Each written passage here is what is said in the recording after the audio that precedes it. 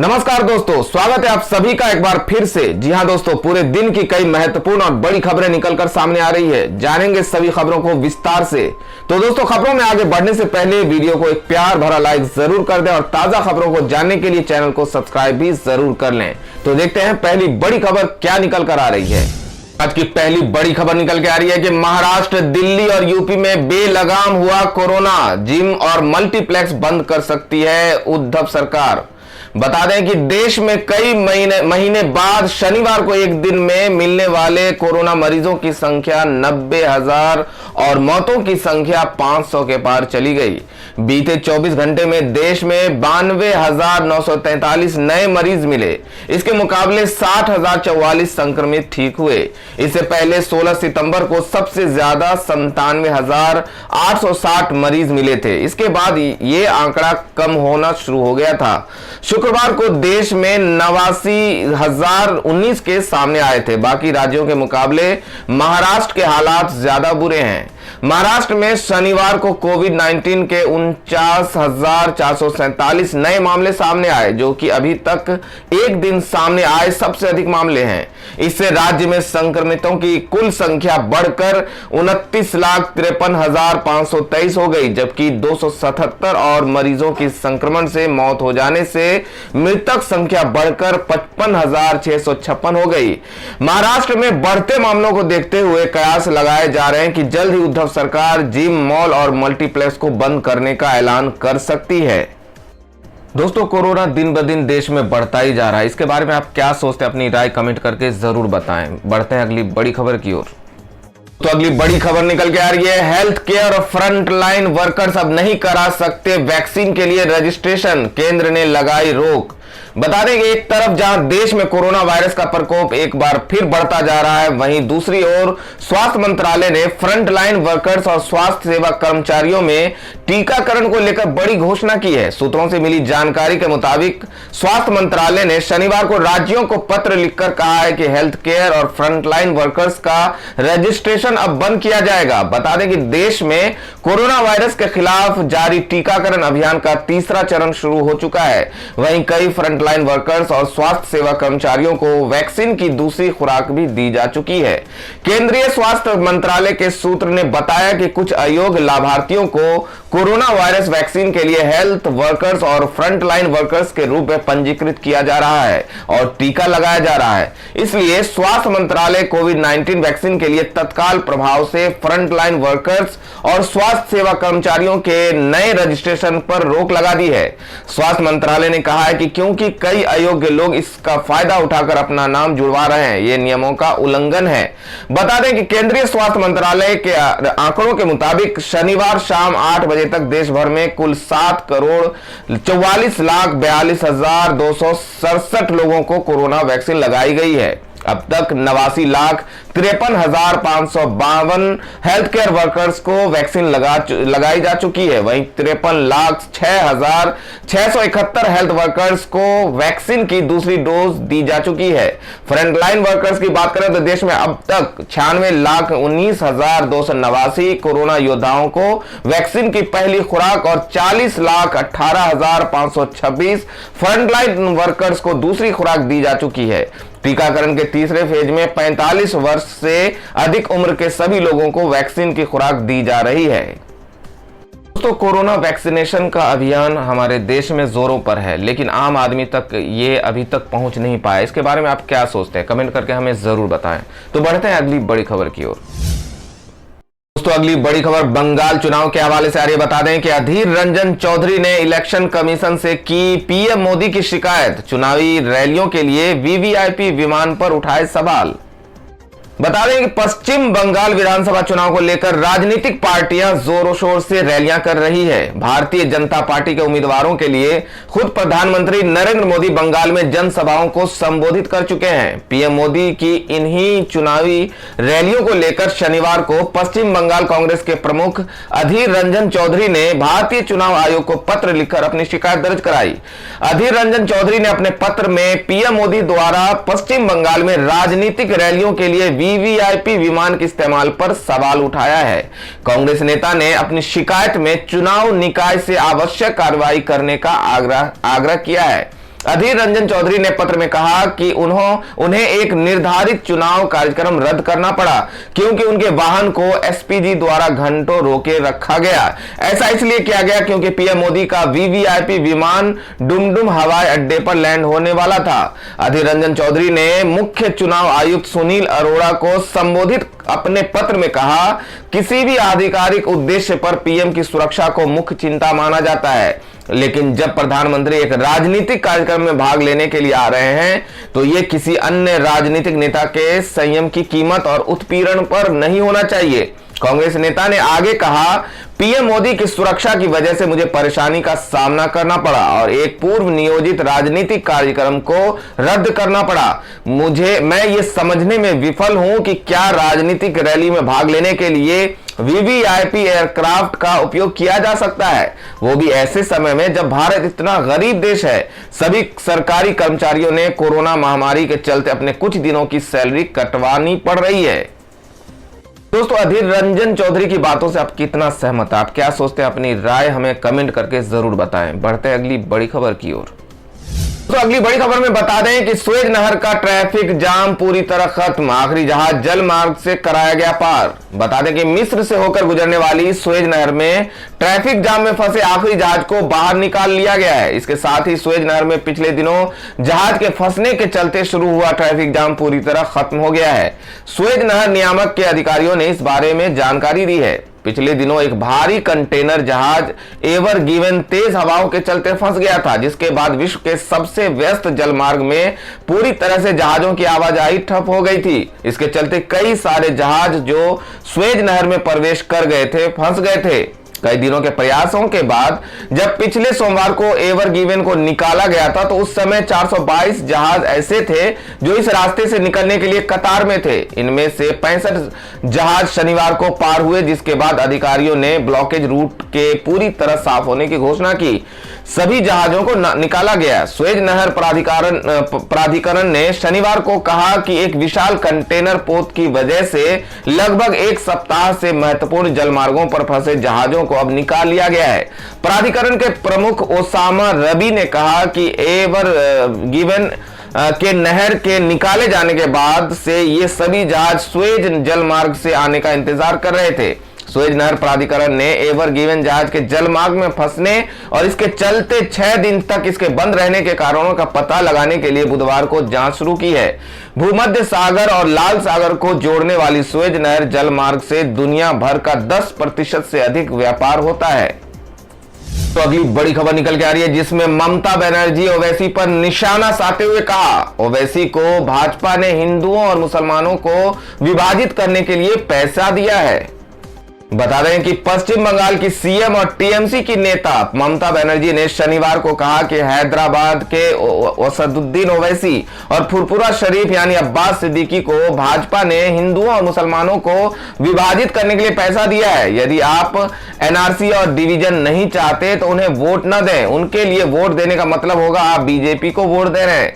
ममता ने ओवैसी का नाम लिए बिना किया यह हमला। ममता बनर्जी ने ओवैसी के लिए कहा कि ध्रुवीकरण करने के लिए मैदान में है। असदुद्दीन की पार्टी एमआईएम और अब्बास सिद्दीकी की पार्टी इंडियन सेक्युलर फ्रंट का नाम न लेते हुए ममता बनर्जी ने इस रैली में हैदराबाद कहते हुए संबोधित किया।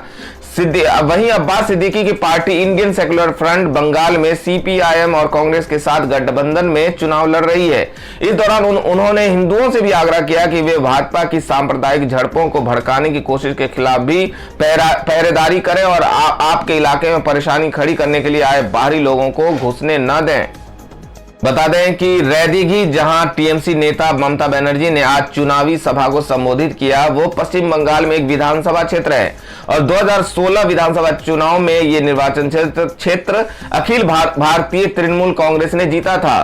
तब टीएमसी की देबाश्री रॉय ने 1229 वोटों के अंतर से भारतीय कम्युनिस्ट पार्टी की कांति गांगुली को मात दी थी। पश्चिम बंगाल राज्य के दक्षिण 24 परगना जिले के अंतर्गत रैदीघी सीट है। बता दें कि विधानसभा चुनाव 2021 में इस सीट पर 6 अप्रैल को मतदान होंगे। तो खबरों में आगे बढ़ने से पहले जान लेते हैं आज के माइंड क्विज के सवाल को। आज का सवाल है, आपको बताना है कि राजस्थान के मुख्यमंत्री का क्या नाम है। सही जवाब देकर आप जीत सकते हैं एक शानदार उपहार। तो बढ़ते हैं अगली बड़ी खबर की ओर। दोस्तों अगली बड़ी खबर निकल के आ रही है। केरल में राहुल गांधी का वादा, सरकार बनी तो किसी के भी खाते में 72,000 से कम नहीं होगी राशि। बता दें कि केरल में 2 दिन बाद चुनाव होने हैं, जिस वजह से वहां पर राजनीतिक सरगर्मियां काफी तेज हैं। राज्य में एक और जहां बीजेपी हाईकमान ने मेट्रोमैन ई श्रीधरन को मैदान में उतारकर मोर्चा संभाल रखा है, तो वहीं महंगाई जैसे अहम मुद्दे को उठाकर कांग्रेस भी सत्ता की चाबी पाने की कोशिश में है। इसी बीच शनिवार को कांग्रेस के पूर्व अध्यक्ष और सांसद राहुल गांधी कोझिकोड पहुंचे और वहां पर एक रैली को संबोधित किया। साथ ही उन्होंने कई मुद्दे को लेकर केंद्र सरकार और प्रधानमंत्री नरेंद्र मोदी पर निशाना साधा। राहुल गांधी ने कहा कि जीएसटी, पेट्रोल, डीजल आपकी जेब से पैसा निकालते हैं, महंगाई आपकी जेब से पैसा निकालती है। नरेंद्र मोदी के खेत कानून आपकी जेब से पैसे निकालते हैं, ऐसे में पैसा आपकी जेब में कब डाला जाता है। राहुल के मुताबिक कांग्रेस न्यूनतम आय योजना लेकर आई है, जो लोगों के जेब में पैसा डालने का काम करेगी। न्याय केरल में गरीब को तुरंत नष्ट करेगी। इसके लागू होने के बाद केरल में एक भी गरीब व्यक्ति नहीं होगा और राज्य में किसी के बैंक खाते में 72,000 रुपए से कम नहीं होंगे। वहीं दूसरी ओर केंद्रीय गृह मंत्री अमित शाह शनिवार को वायनाड पहुंचे।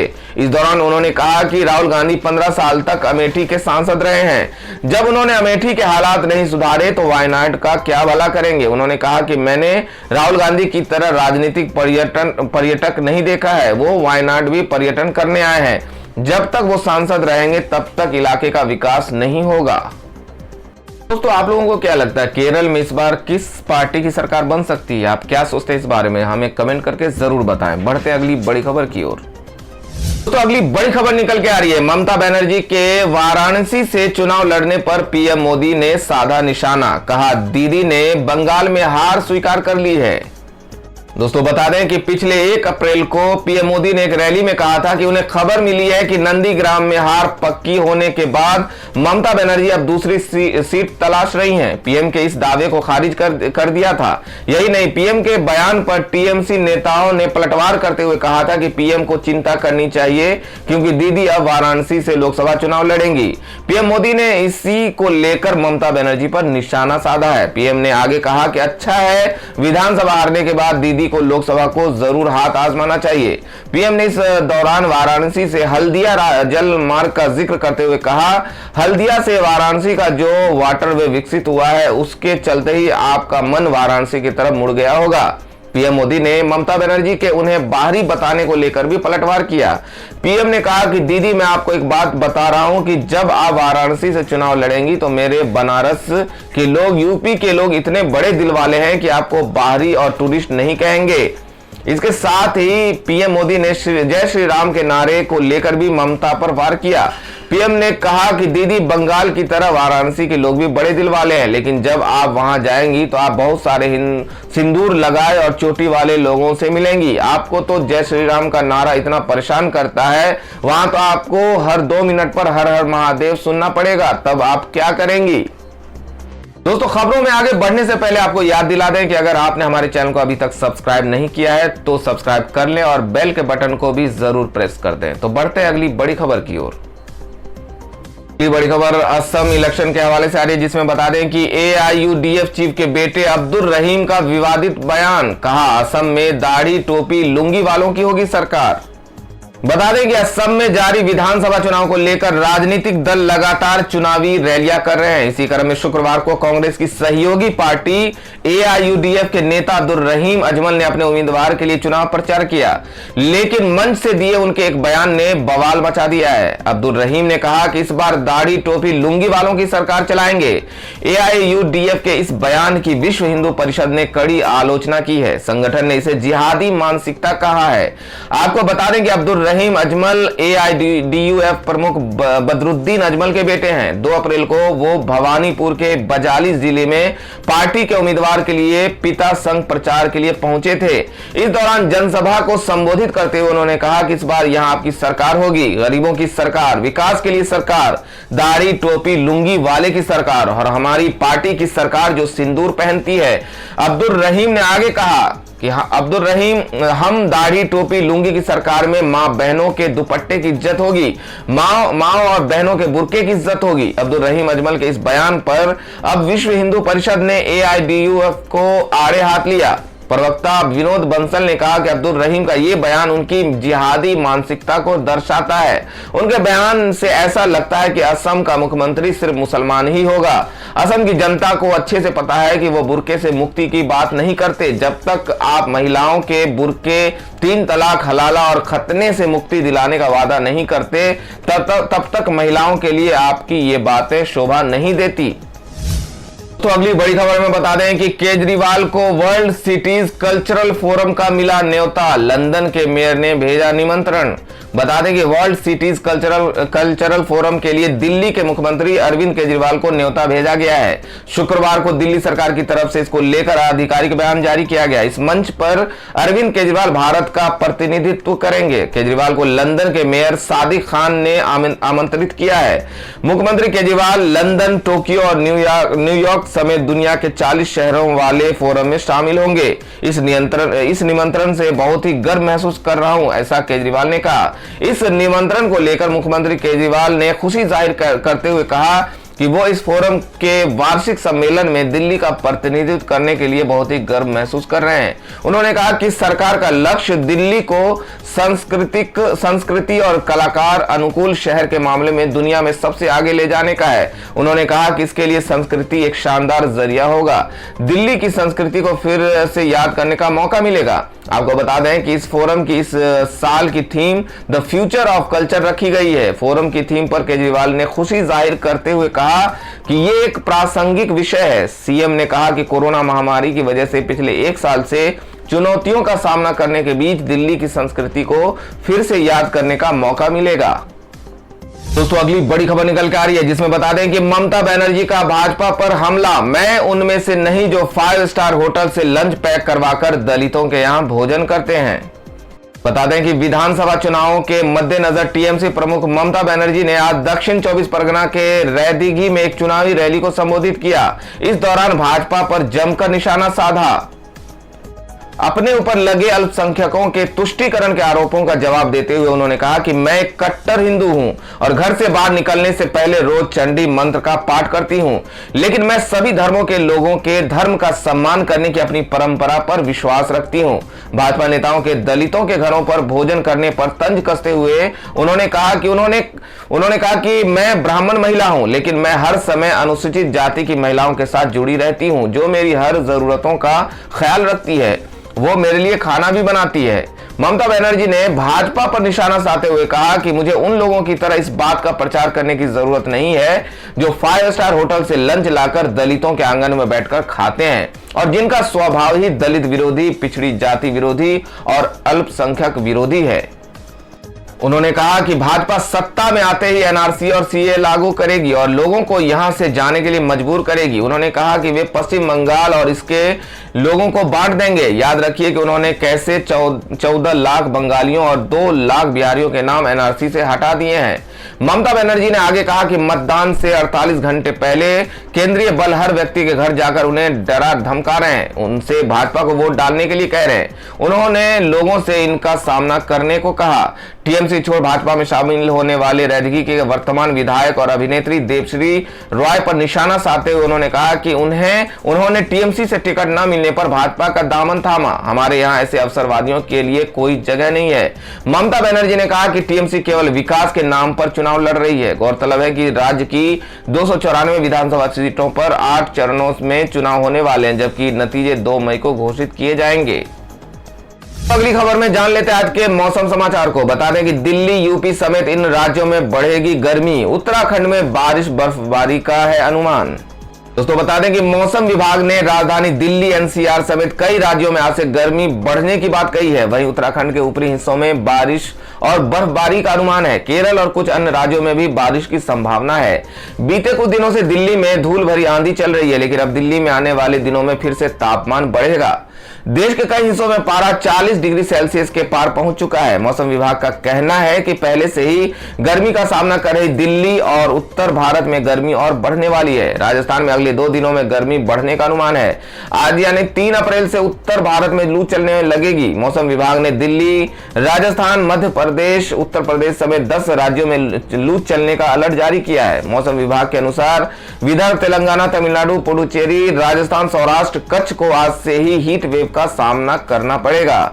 मौसम विभाग ने एक और राजस्थान, तेलंगाना, यूपी, गुजरात समेत कई राज्यों में गर्म हवाएं चलने का अनुमान जताया है। वहीं केरल, ओडिशा, पश्चिम बंगाल, आंध्र प्रदेश में कई जगहों पर बारिश के आसार भी बने हुए हैं। तो दोस्तों, ये थी अब तक की सभी बड़ी खबरों की अपडेट्स। टुडे ब्रेकिंग न्यूज और लेटेस्ट खबरों को देखने के लिए हमारे चैनल को सब्सक्राइब जरूर कर लें। वीडियो लाइक और शेयर जरूर कर दें अपने दोस्तों और रिलेटिव्स के साथ। तो दोस्तों, आपसे फिर मिलेंगे काम की खबरों और सरकारी योजनाओं की एक और नई वीडियो के साथ। तब तक के लिए धन्यवाद दोस्तों।